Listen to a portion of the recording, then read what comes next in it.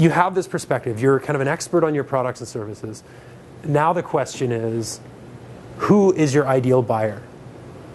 So when you go through these various online channels in online marketing, you need to figure out now the specific channels that you're going to use, right? Because some channels won't work for one business, whereas for another business, these two or three channels over here are going to be perfect, and they're going to have wild success in online marketing, right? Obviously, I haven't mentioned social media much. Social media is huge. It's sort of, a lot of people are saying this is the future of communications, and I completely agree. I think social media can pretty much change any industry, and it already has. It's changed many, many industries. I can just list off a whole bunch.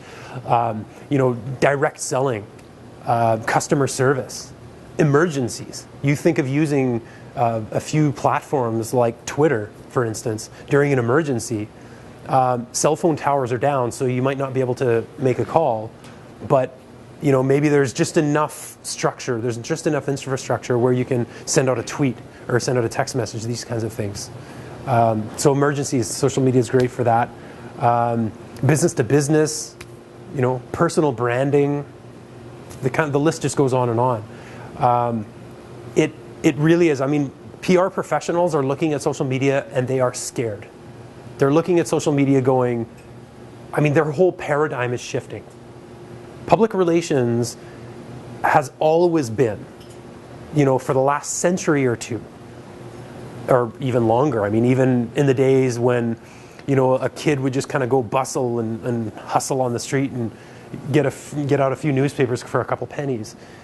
It has always been the way where there's one media company, there's one publisher, there's one magazine owner, newspaper owner, whatever, company, a little mom and pop shop that wants to advertise in the local newspaper, and it's been one way.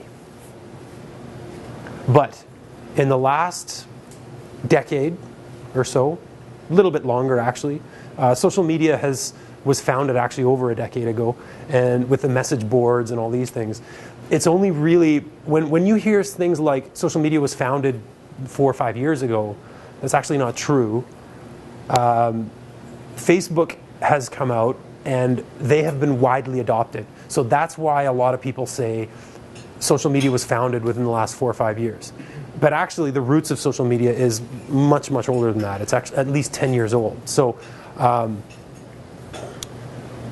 where was I? So with the newspapers, the original form of marketing was always one way. It was always, you read your newspaper, you see this story, and there are certain concepts like propaganda, right?